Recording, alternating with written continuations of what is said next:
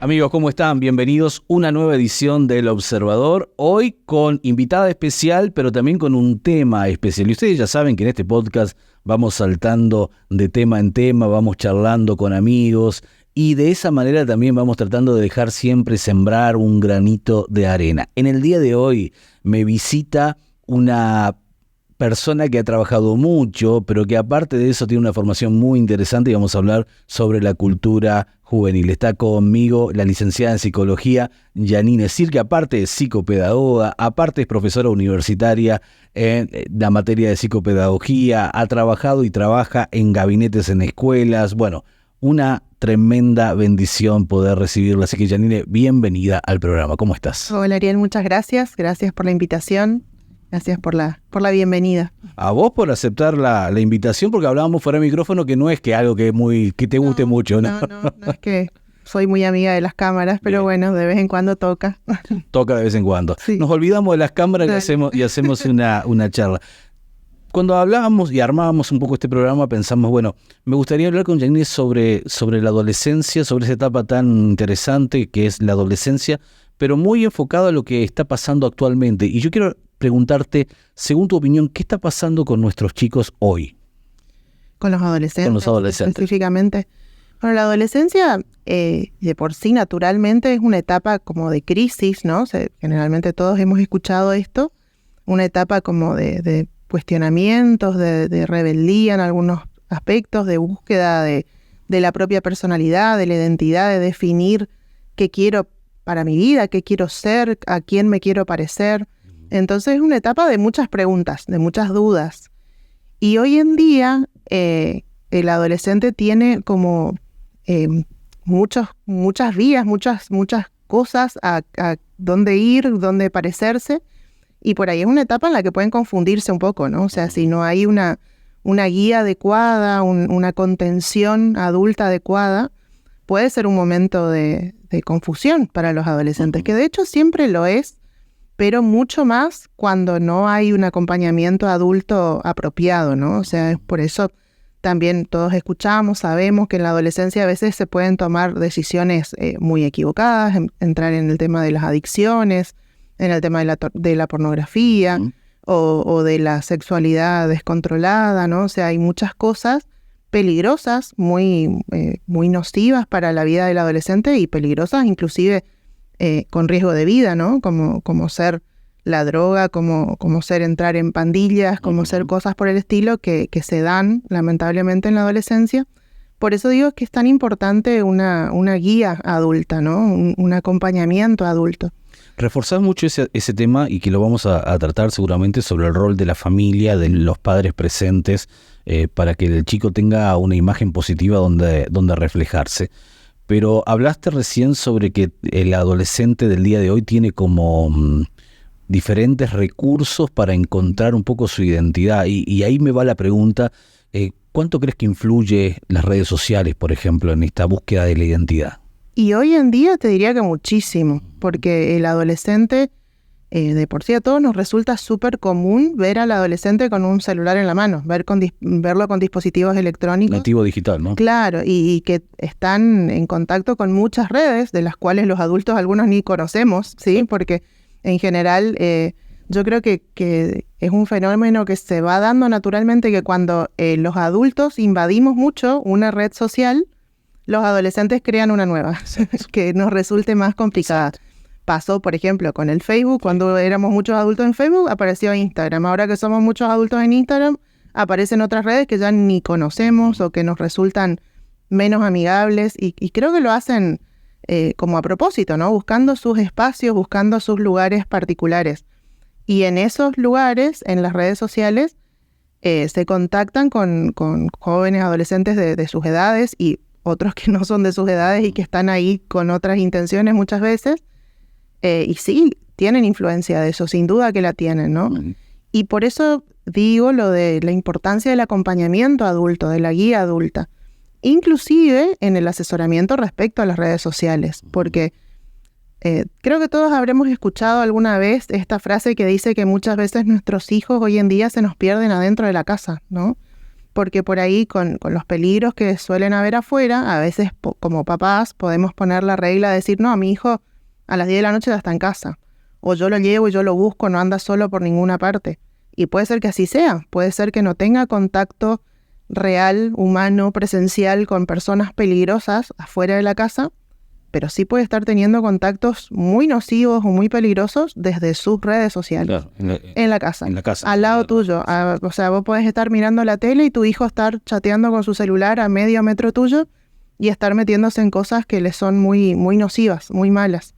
Por eso es tan importante que los papás no descuidemos esto, ¿no? No decir, bueno, está en la pieza, está en el celular y no miro, no controlo, no tengo ni idea qué está haciendo mi hijo. Hay como una mentalidad de familia hotel, ¿no? O sea, o esta idea de hotel dentro de la casa, donde cada uno tiene sus habitaciones y bueno, y espacios compartidos y ahí vivimos nuestra vida. Y eso termina siendo bien súper nocivo, ¿no? Claro, por ahí la falta de comunicación que genera a veces el exceso de uso de las redes sociales, ¿no? O sea, nos pasa a todos. De pronto todos habemos estado en algún momento en una situación que estamos todos alrededor de una mesa y en vez de estar mirándonos a la cara o conversando, estamos cada uno pendiente de nuestros celulares. Y eso se replica y mucho en los hogares, en las familias. Cada uno en su pantalla, sea televisión, sea tablet, sea computadora, sea celular, y no comunicándonos, no sabiendo lo que el otro está haciendo, ¿no? O sea, que eso es algo a pensarnos también, ¿no? Como sociedad, porque si bien uno dice, bueno, uso el celular para comunicarme, por ahí no estoy haciendo nada malo, me estoy comunicando, qué sé yo, con mi hermana que vive en otro lado, con mi amigo que vive en otra parte, pero el exceso de eso hace que termine distanciándome del que está al lado mío, claro, del que está cerca, en la misma casa. Sí, es un fenómeno bien interesante ese, ¿no? Sí. Si uno lo mira, inclusive sociológicamente, ¿cómo nos interesa tanto conectarnos con gente que no está ahí? Sí. ¿No? Que, a ver, se pasan horas en esto. Ahora, te consulto por aquellos padres que de repente dicen, bueno, pero ya está grande, ¿no? Y vos decías, mi hijo, yo le establezco ciertos límites, cierto horario. ¿La adolescencia es necesario continuar estableciendo ciertas normas, ciertos patrones? ¿Eso queda más para la niñez? No, es absolutamente necesario. Uh-huh. Yo siempre hago una comparación que creo que me resulta clara. Los que alguna vez pasaron por mi consultorio, por ahí les va a resultar conocida porque la repito varias veces.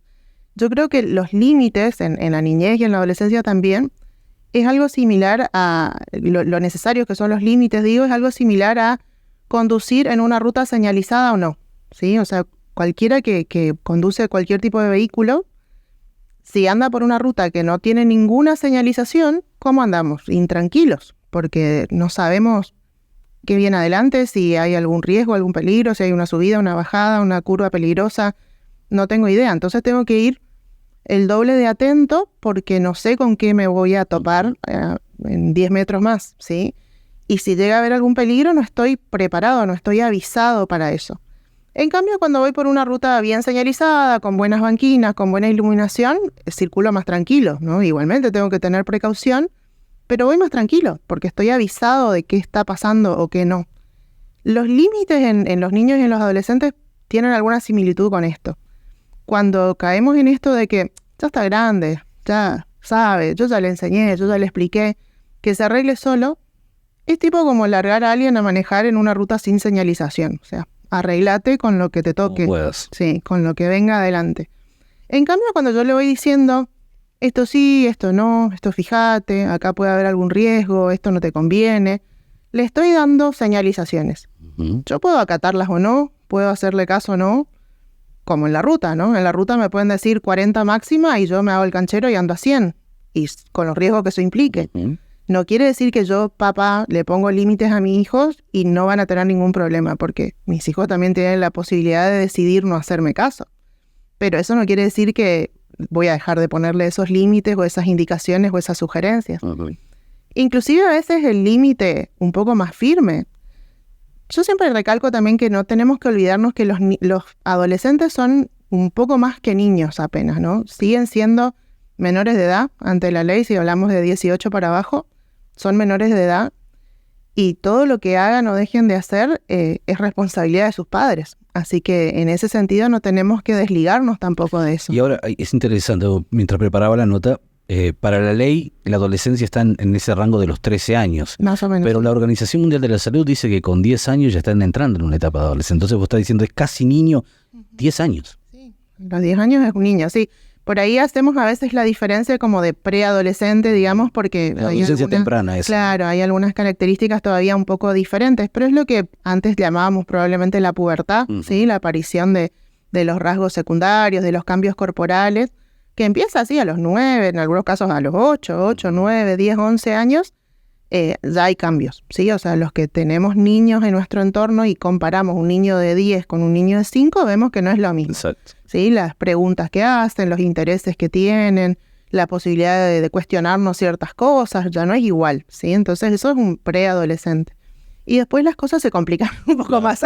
Sí. Van pasando los años y los cuestionamientos aumentan y es Pero hay desde la psicología, hay un desarrollo psicológico que lo que va marcando, y como vos decías, estas cuestiones del interés, de la pregunta, de la curiosidad, de cosas que antes por ahí no le interesaba. Sí. Y eso va marcando un poco esta entrada, ¿no?, a la adolescencia. Claro, estas curiosidades por ahí y la cierta rebeldía que yo mencioné al principio, lo que quiero dejar claro es que es normal también, y que es necesario, y que es importante que aparezca esto, ¿no? Que en algún punto yo quiera diferenciarme de los demás, diferenciarme de mis papás, diferenciarme de mis amigos, decidir yo. Eso es importantísimo. Claro. Entonces, el poder darle oportunidad de decidir ciertas cosas, de entender las consecuencias que tienen sus decisiones, también es importante, ¿sí? No, eso te iba a preguntar.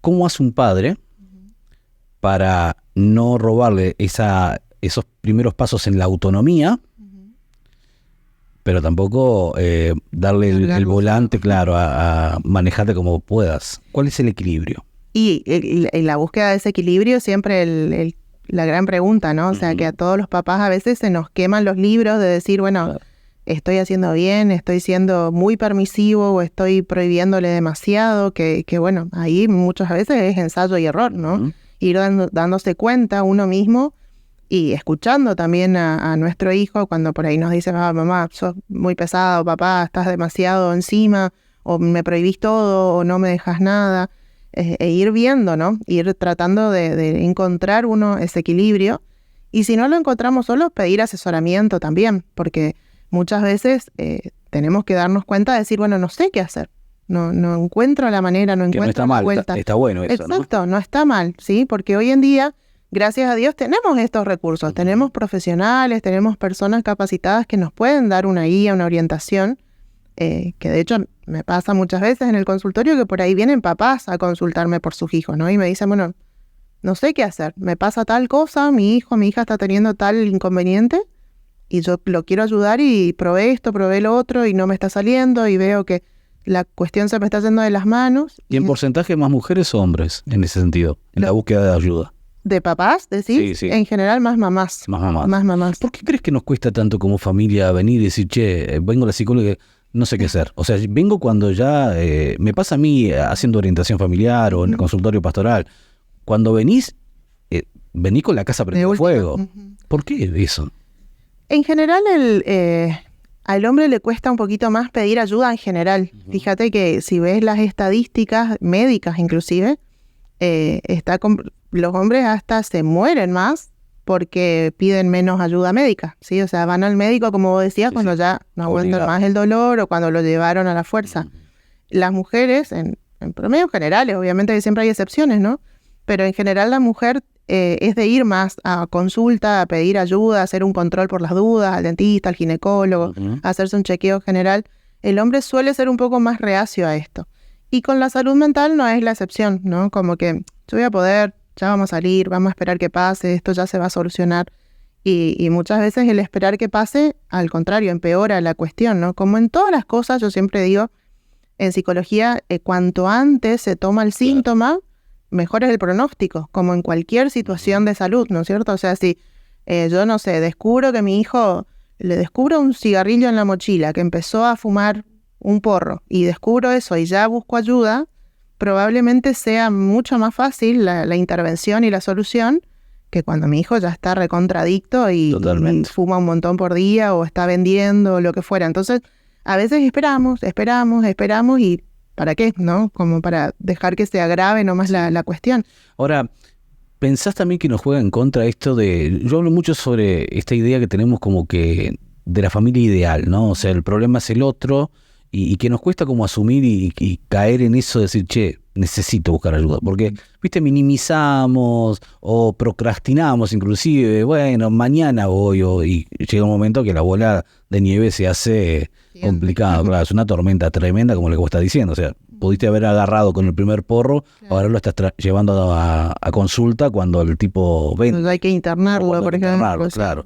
¿Luchamos un poco con eso, con esos mandatos sociales, familiares? Sí, a veces sí. Igualmente yo veo que cada vez más, que cada vez cuesta un poquito menos el tema de ir al psicólogo. ¿Sí? Yo hace ya bastantes años que estoy trabajando y al principio se notaba un poquito más de prejuicio. Claro. ¿Sí? Yo veo que las generaciones más jóvenes ya lo toman como algo más natural. Menos mal, está bueno, ¿sí? Como que el ir al psicólogo, bueno, es como ir a cualquier otra consulta profesional. Antes había como más tabú, que nadie me vea, que nadie se entere, que ir a un horario en que no haya nadie. Ahora no, o sea, es algo como sí, te empieza a ser bien visto. Claro, inclusive así. Sí. Inclusive algunos van como algo top, digamos. Sí. Está bueno. Ajá. Pero que no lo es tampoco, porque es una cuestión de salud, digamos. Tampoco. Claro. Yo por lo menos no soy de la idea de ir al psicólogo por ir eternamente, ¿no? Creo selfie con la psicóloga. Claro, y no es la idea. Pero por ahí, volviendo un poquito a lo que vos preguntabas de si van más las mamás o los papás, vos sabés que yo cuando trabajo con menores en general, siempre pido, la primera entrevista, siempre pido que sea con los papás. Y siempre insisto que sea con ambos. Y me pasa mucho de que hay un poco más de resistencia de los papás, ¿no? Que él no puede, que el trabajo, que el horario, que no quiere. En general, la que llama, la que pide la consulta, la que está más dispuesta a ir es la mamá. Con algunas excepciones que he tenido, pero en promedios generales es más la mamá. Bueno, me pasa cuando damos las charlas. O sea, son el 98% mujeres y algún papá que, bueno, obligado vino porque no quedaba otra y se sientan atrás como diciendo, sáquenme de acá porque nos cuesta. Sí. No, voy a incluirme dentro del género. Nos cuesta por ahí abrirnos o por ahí nos cuesta quizás que nos alumbren, ¿no? Que digan, che, esto fíjate puede ser. Esto. Claro, ¿no? Y con la psicóloga pasa un poco que, bueno, yo quiero como tercerizar esto, ¿no? Decir, bueno, el paciente designado. El tema. Sí, voy a arreglarme el tema y el problema es él. No somos nosotros la familia, claro. ¿Viste? Nosotros siempre de la orientación familiar miramos esa cuestión sistémica, decir, bueno, la familia, cómo infecta, cómo ayuda, cómo colabora. Pero siempre es como, bueno, arreglame acá el asunto y fíjate claro, qué hacer. Esa es la idea de citar justamente a los padres y de hecho, durante el tratamiento, si el tratamiento continúa, los vuelvo a citar otras veces para hacerle devoluciones intermedias, para estar en contacto. Y lo que les hago ver es esto, que el niño, el adolescente puede venir 2 años a terapia conmigo, pero si hay ciertas cosas que no se solucionan en casa, que no se miran en casa, no es magia, ¿no? O sea, es toda la familia la que tiene que reconocer, bueno, estamos teniendo un problema como familia y hay que ordenar ciertas cosas, cambiar ciertos hábitos familiarmente, no es solamente esa persona la que tiene el problema, es como fácil, digamos, tirarle la responsabilidad a uno solo, claro, más cómodo. Sí. Jani, yo siempre digo que si tuviéramos que definir, y esto es una apreciación personal, la podés compartir o no, pero me gustaría escuchar tu opinión. Si tuviéramos que definir son muchas las habilidades sociales que tiene que tener un padre y una madre para poder llevar adelante ese transitar de la crianza de los hijos y todo esto. Y cuanto más habilidosos seamos, mejor va a ser el resultado y entendemos todo eso. Pero si yo tuviera que definir todo el paquete en una sola cosa que es imprescindible, digo que la disponibilidad.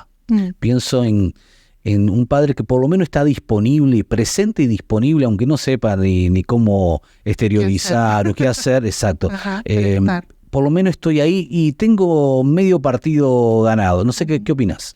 Sí, sin duda que sí, ¿no? La disponibilidad, y yo le agregaría la capacidad, la disponibilidad para escuchar, sobre Bien. todo, ¿no? Como para decir, bueno, a ver, escucho lo que mi adolescente me quiere contar, ¿sí? Que muchas veces por ahí van a hacer cosas que para mí no son importantes o interesantes, Gran tema. ¿no? Pero, ¿qué pasa? Cuando yo no me dispongo a escuchar y a prestarle atención a sus pavadas, entre comillas, cuando tenga algo importante para contarme, va a decir, no, sí, a mamá no le interesan nunca mis cosas. Entonces no, le voy a contar a mi amiga, a mi amigo, y voy a pedir consejo en otro lado, en la mamá de mi amigo, en la mamá de mi amiga, que pueden ser buenos consejos o no.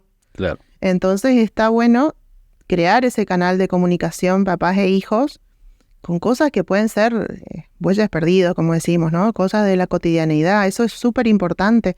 Por ahí suele pasar que hoy en día todo el mundo vivimos cada vez más atareados, ¿no? Y de pronto estoy, no sé, con los minutos contados haciendo algo y viene mi hijo y, ay mamá, te quería contar algo y vos estás re atareado, viste, ya estás, ay, tengo que salir, estoy...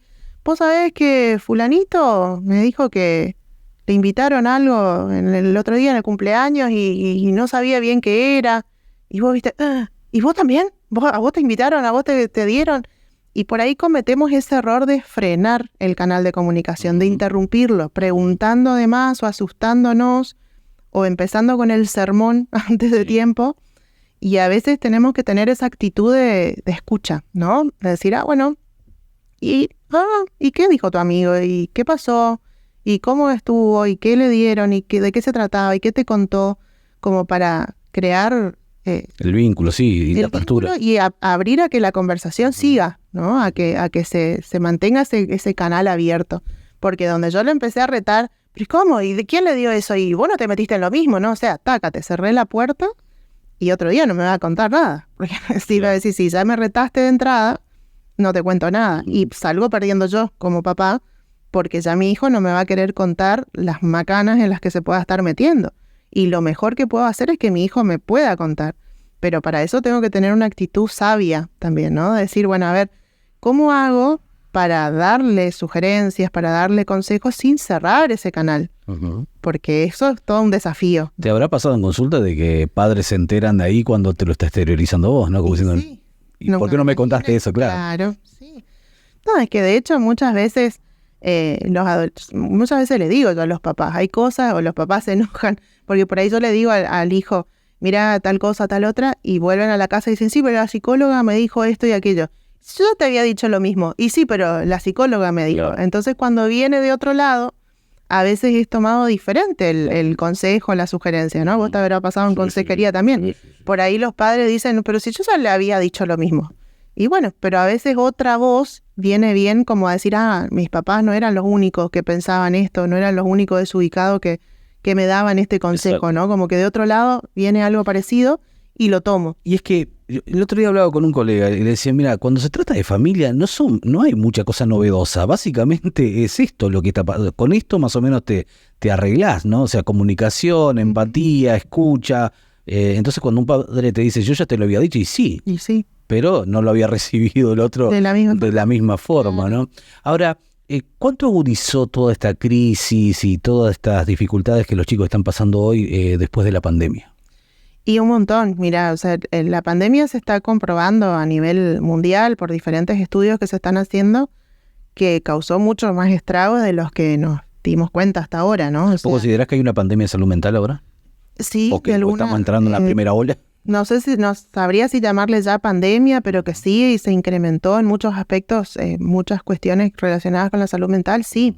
La soledad, el aislamiento que se vivió en ese tiempo trajo sus secuelas, ¿no? O sea, el exceso de redes sociales también, como estábamos hablando antes. Estábamos todos encerrados en casa y bueno, y todo el mundo estuvimos comunicados y conectados a través de la virtualidad. Y ahora como que nos cuesta mucho despegarnos un poco de eso. En ese momento era una necesidad, pero ahora ya no es imprescindible y sin embargo muchas veces optamos por, como decía antes, adentro de la misma casa nos comunicamos por mensajitos, Exacto. de una habitación a la otra por un mensaje de Sí. texto o de voz, ¿no es cierto? Cosas que antes no se nos ocurriría, ¿no? Decía, bueno, voy o le pego un grito de última, fulanito, vení, ahora vení, tráeme tal cosa. Entonces como que nos creó una realidad nueva a la que estábamos acostumbrados y las enfermedades mentales o las diferentes cuestiones de salud mental sí se están viendo incrementadas. Se hablaba antes de esta, ¿te acordás? La nueva normalidad, ¿no? Y esto creo que es parte de esa nueva normalidad, de que de repente padres e hijos se conectan de esta manera, que los hijos prefieran estar conectados con gente en Shanghái en vez de con sus padres que lo tienen en la habitación de al lado.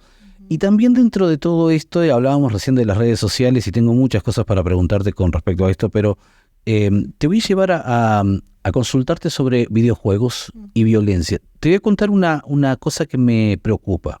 No es un tema que yo maneje muy bien, pero sí hay cosas que son indicadores que a mí me llaman mucho la atención. Hace muchos años, y vos lo sabés, trabajamos en las escuelas dando charlas sobre bullying y veíamos Estados Unidos y lo que pasaba de que un chiquito agarre un arma y cometa una atrocidad, y cuando se analizaba decía, bueno, familia disfuncional, aislamiento, posible depresión, un montón de situaciones de la salud mental y mucho contacto con realidad virtual, videojuegos y ese tipo de cosas, desencadenó en esto. Hoy yo veo lo mismo acá y me preocupa mucho de que ya tuvimos casos, pero que esto se aumente. Y entonces, vamos a empezar por ahí. ¿Cuáles son los peligros de esta alta exposición a estos videojuegos violentos que tienen nuestros hijos y adolescentes aquí también en Argentina? Sí, los videojuegos, por ahí hago una salvedad antes de entrar directamente a los videojuegos.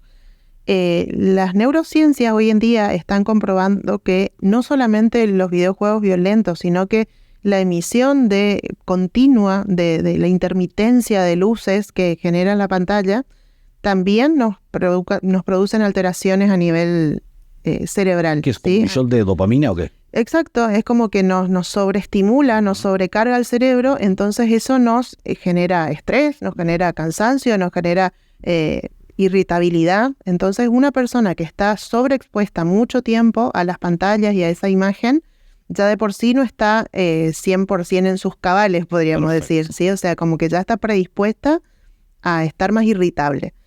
Y no estoy hablando de violencia, ¿sí? O sea, de estar en tu computadora trabajando, en tu celular, o sea, la emisión de luces permanentes da un mensaje negativo a nuestras neuronas, a nuestro cerebro. Eso lo pueden googlear, lo pueden buscar en cualquier página de neurociencias, ahí en Instagram, en las redes hay un montón de neuropsicólogas, neuropedagogas que están hablando de esto y recomendando fuertemente disminuir o hasta anular, evitar totalmente el uso de pantallas en los niños, ¿sí? Te hago un paréntesis y lo retomamos porque es un tema sumamente interesante. A mí me llama siempre la atención que los gurús de la tecnología...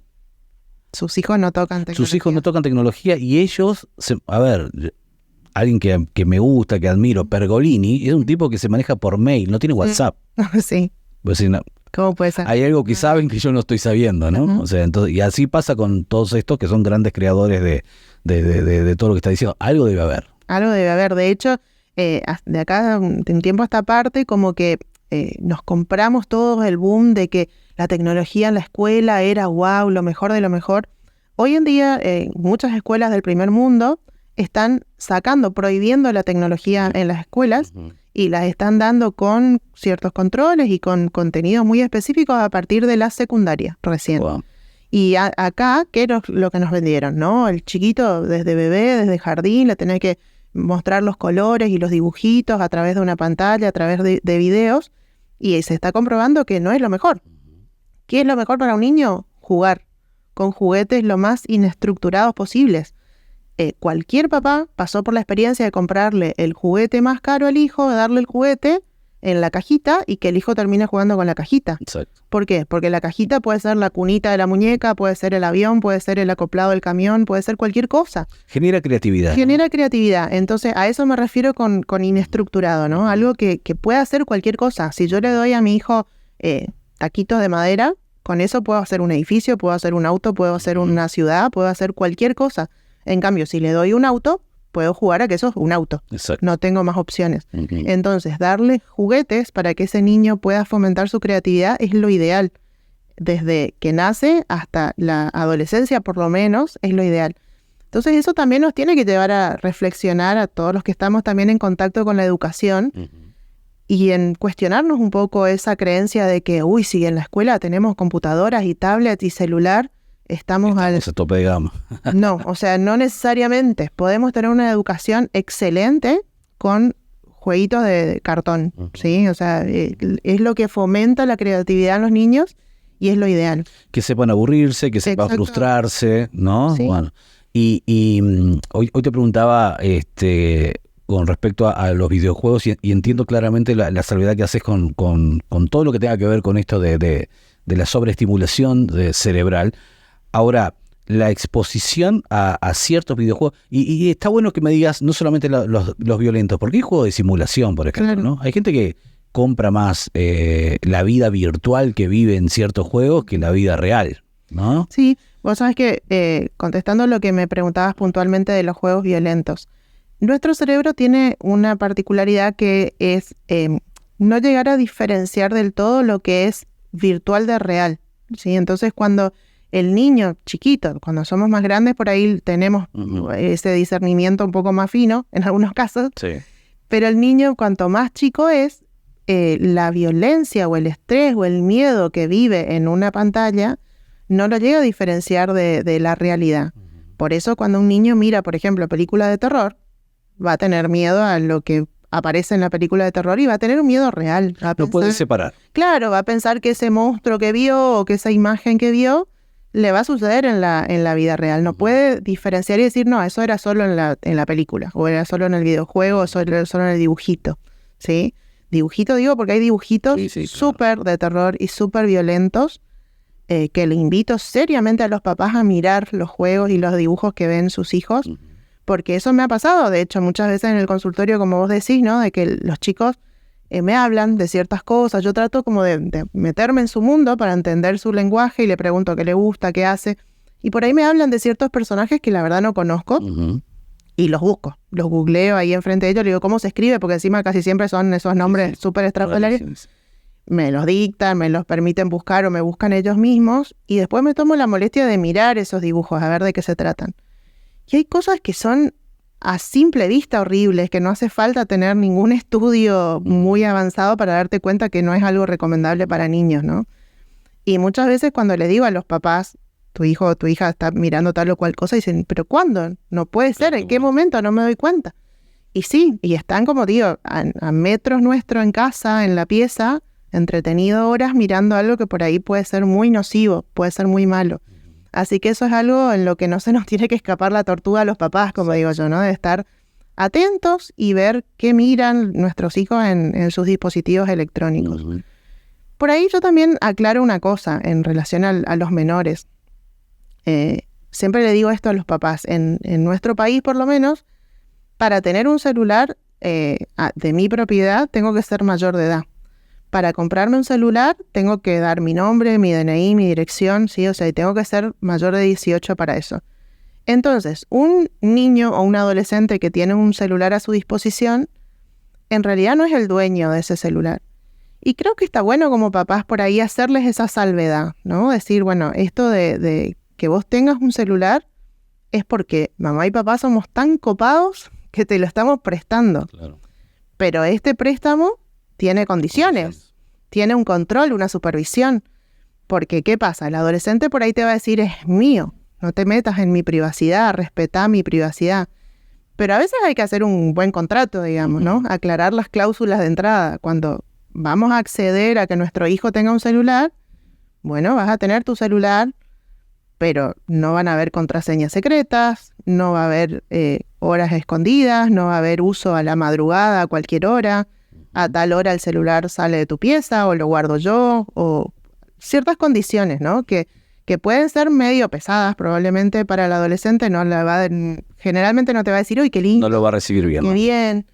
Pero hay que ir viendo, como decía antes, ensayo y error, ¿no? Decir, bueno, cuando mi hijo me va demostrando que es digno de más confianza y de que no se está metiendo en cosas raras, que lo usa bien al celular, bueno, puedo ir aflojando esas reglas y puedo ir dándole más tiempo o sin tanto control, pero la verdad es que es muy tentador el mundo de Internet, ¿no? Y a veces sin querer hijos buenos, hijos sanos, que no tienen por ahí malas intenciones ni cosas raras en su psiquismo ni nada, buscando sin querer se van metiendo en cosas que son peligrosas, que son malas. Tema aparte de la pornografía, por ejemplo, en internet, que también está al alcance de la mano desde los niños pequeñitos, porque no tiene ninguna restricción, digamos. Vos sabés que te iba a preguntar sobre eso, en realidad puntualmente con la red social TikTok. ¿Tenés TikTok o no? No, no tengo todavía, no me amigué con ¿Todavía porque está dentro de los planes o no? Tal vez en algún momento, pero todavía no me... Bien. No. ¿Y qué te llama? Te hago enseguida la pregunta, pero ¿qué te llama la atención de TikTok? Me llama la atención que lo usen mucho los menores, que los niños, sobre todo niños y adolescentes inclusive, les gusta, ¿sí? Vos sabés que yo me metí ahí.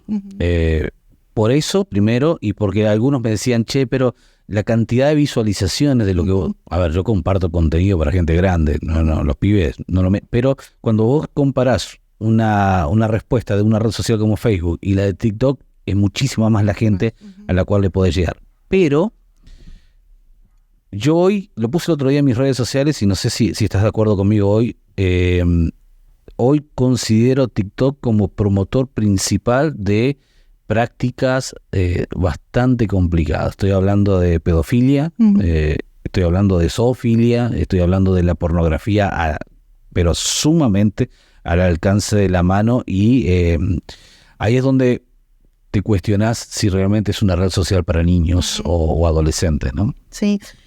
Yo, como te digo, no estoy en TikTok, pero por algunas cosas que leí, no sé, corregime si no es así, sé que otras redes sociales más viejas, digamos, tipo Facebook e Instagram, tienen como más filtros y posibilidad de denunciar cierto tipo de contenidos y cuestiones así, o de seleccionar, viste que vos podés poner no quiero ver más contenido de fulanito o contenido de este tipo, cosa que en Instagram no hay, como que en Instagram... En TikTok, perdón, como que todo vale, ¿no? Como que no hay filtro de nada. Entonces vos podés ver que el videíto del osito de peluche y seguidamente uno de pornografía, como que sin nada. Pero es subjetivo.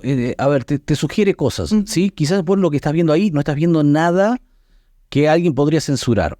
Sí, si vos tenés una lectura, si tenés ciertos valores, si tenés una mirada un poco más amplia, te vas a dar cuenta que ahí están insinuando hay algo más que seguramente si apretás ahí, te metes en el mundo de la persona que está armando ese contenido, te va a llevar a otro lado donde vayas a ver a dónde te llegará.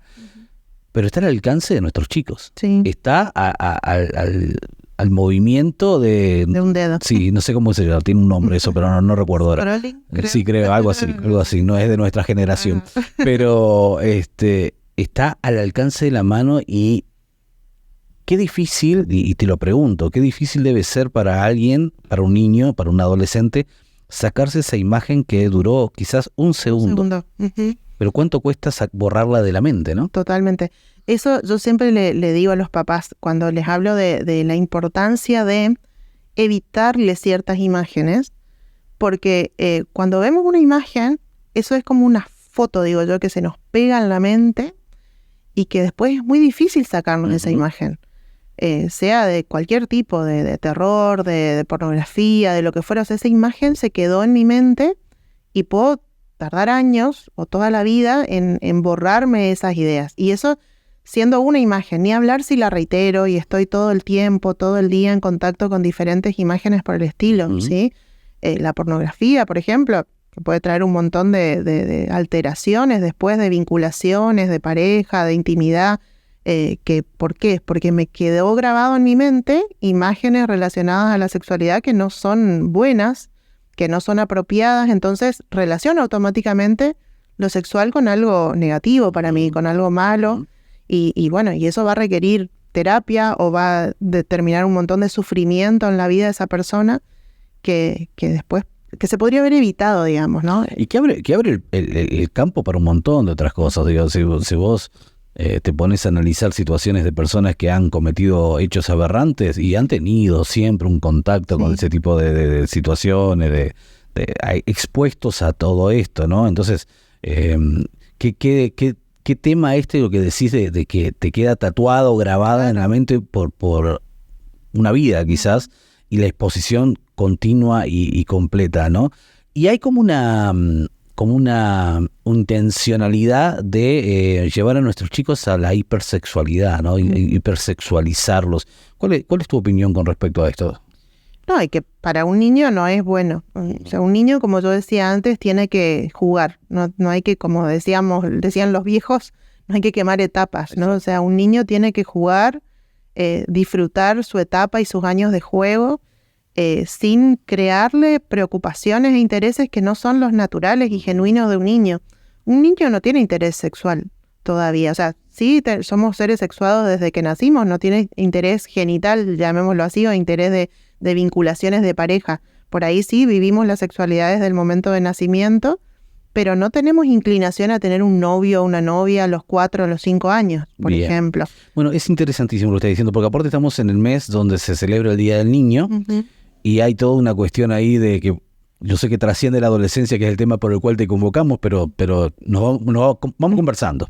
Hay una situación muy clara con esto de las infancias y de ahí terminar en esta cuestión de la infancia trans y todo eso. Y vos me estás diciendo, desde la psicología nosotros creemos que el niño no tiene, o sea, es un ser sexuado en el sentido de que, bueno, sí tiene genitalidad, hay una etapa en la que se está descubriendo, bueno, toda esta situación que podemos hablar otro día, pero no hay una intención de declararse. Esto es una manipulación de un adulto sobre el guión. Todavía no, o sea, es como que si vos le preguntás, que de hecho lo hacemos, le preguntamos a un niño de 5 años, ¿qué quieres ser cuando seas grande?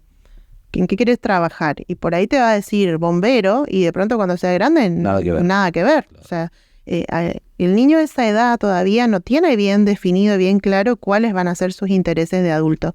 Por ahí en algunos casos, contado con los dedos, puede ser que te diga quiero ser médico y termina siendo médico, por ejemplo. Pero en general todavía no está preparado, no está capacitado para tomar esas decisiones fundamentales, digamos, para su vida. Y entonces, tampoco autopercibirse. Claro, no, o sea, creo que lo que tenemos que hacer los adultos que lo rodeamos es darle estímulos diferentes a través del juego, básicamente. Vuelvo siempre con eso porque creo que el mundo del niño tiene que ser ese, para que él pueda ir conociendo diferentes cosas y a partir de ahí ir eligiendo, tomando decisiones, qué me gusta, qué no me gusta, cómo quiero ser, cómo no quiero ser, pero sin imponerle a nosotros, vos tenés que ser así o vos tenés que ser así, porque el niño tiene más de una década para ir formándose y acercándose a la adolescencia.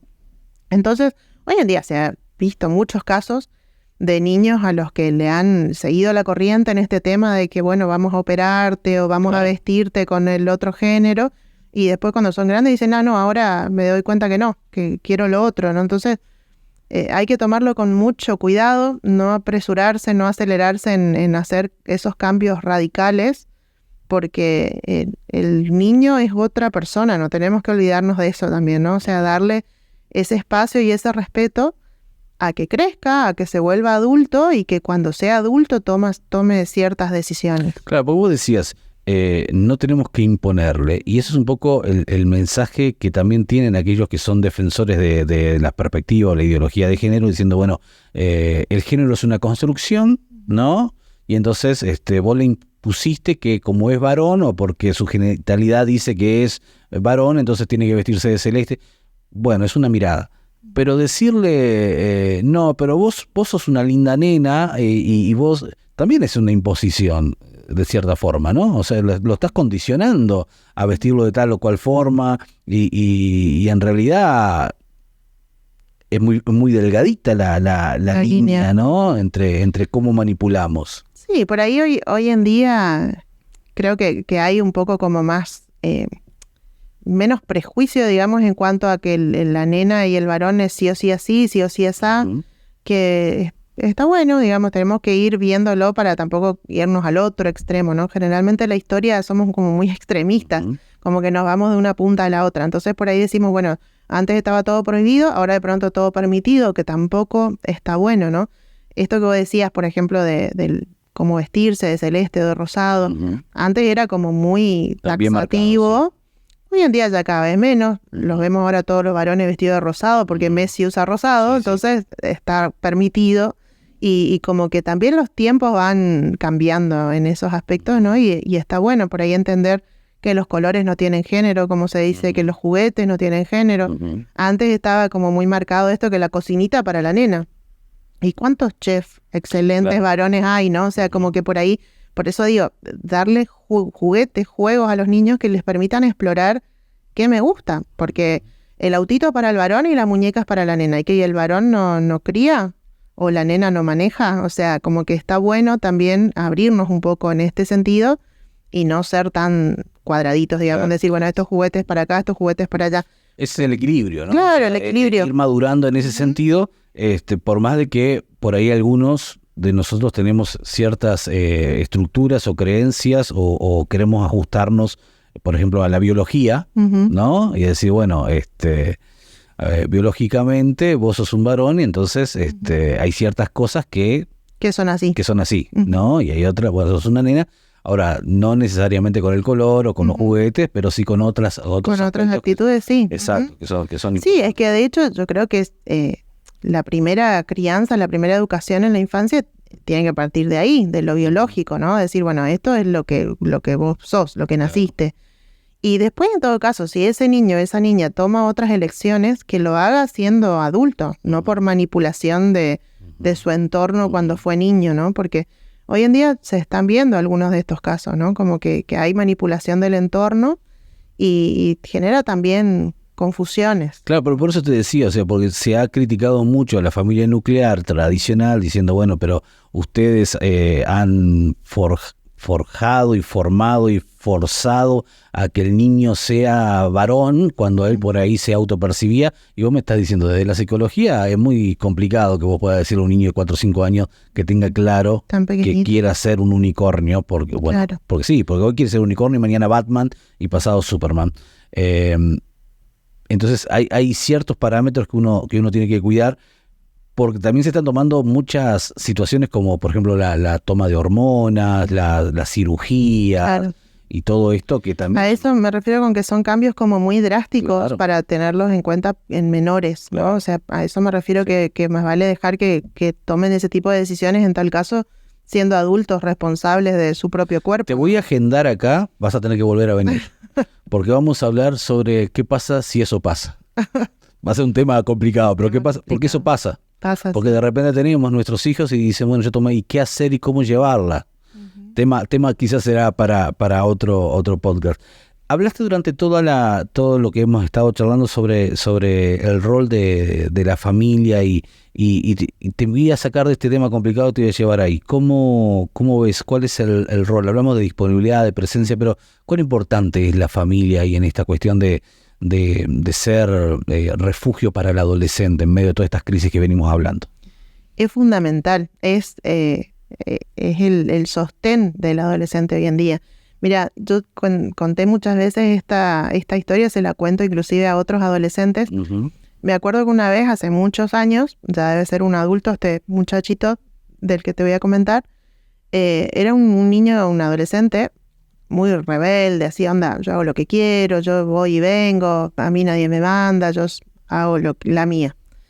Y bueno, y él alardeaba delante de sus compañeros de que, ustedes son todos unos nenitos de mamá, que tienen que volver a tal hora a casa, yo tengo la llave, yo voy, yo vengo, hago lo que quiero, a mí nadie me pone ningún límite, si quiero quedarme a dormir en la casa de otro no tengo que pedir permiso, me quedo y ya está. Y bueno, y lo contaba como, soy re vivo, ¿no? Y una vez hablando con él, en privado, ¿no? De todo esto, cuando ya me tomó más confianza, él me dice, vos sabés que yo le cargo y todo esto a los chicos como para cancherear nomás, dice, pero a mí me encantaría tener a alguien que me espere, a alguien que me rete si tardé, a alguien que me diga, no, yo hasta que vos no venís a casa no me duermo, o alguien que me diga, a ver, ¿y quién va a estar? ¿Y por qué vas a ir allá? Que me pregunte dónde estoy. Si en mi casa, si yo no vuelvo 2 días a dormir, nadie se da cuenta. Si yo llegué tarde, llegué a la madrugada o llegué tomado o lo que fuera, nadie me mira, nadie me dice nada. Entonces, este niño, este adolescente, pedía a gritos límites. Pedía a gritos a alguien que le cuestione algo, que le controle un horario, que le ponga un no, ¿sí? Acá no podés ir o con tal persona no podés estar. Y canchereaba de la boca para afuera en realidad, porque por dentro él mismo me dijo, yo me muero de envidia de estos chicos que tienen una mamá y un papá que los retan si tardan, que les dicen, no, vos no vas a tener la llave de la casa hasta que seas más grande, porque yo te voy a abrir la puerta para ver cómo vos llegás. Entonces, así de importante es, ¿no? O sea, los adolescentes se sienten muy solos, se sienten no queridos, se sienten no importantes cuando no hay una familia que los mira, que los cuida, que les da hasta ese control, ¿no? Aunque suene una palabra medio fea, pero es algo necesario para los adolescentes, el decir, bueno, yo estoy mirando, no tenés permiso para hacer cualquier cosa, a mí me importa si estás o no estás, si venís tarde, si llegaste borracho, llegaste bien, me importa. Yo pensaba que gran tarea para los padres tratar de enseñar a sus hijos que puedan ver los límites como un gesto de amor, ¿no? Que es lo que vos estás diciendo, o sea, que no es un efecto de castración, de decir, bueno, te estoy dominando, sino que es un efecto de cuidado, porque no sé si pensás igual que si crees como creo yo, pero me parece que lo que diste este pibe es una constante. Me parece que a todos, en cierta forma, nos gusta saber que hay alguien del otro lado. Esperándonos. Sí. Es que de grandes lo vivimos, por ejemplo, qué sé yo, con el mensajito. ¿Llegaste bien? ¿Mejoraste de tu resfrío? O sea, es una señal de, mira, pensó en mí. Se estaba acordando de que estaba resfriado o se está preocupando a ver si llegué bien a casa. O sea, por supuesto que a todos nos gusta, ¿no? Es una señal de interés del otro. Hay una canción de Radagast, no sé si la escuchaste, pero dice, avísame cuando llegues, un retrato de amor, ¿no? La importancia de eso, es decir, che, alguien se preocupó. Claro, no sos indiferente para todo el mundo. Es que esa es la soledad, ¿no? Cuando no tenemos a nadie que nos espere, a nadie que se preocupe si llegué bien o mal o no, o sea... Y esa lo viven así los adolescentes, ¿no? Como con mucha soledad, cuando toma la llave y arreglate, o yo me acuesto a dormir y no me importa si estás o no estás, si volvés o no.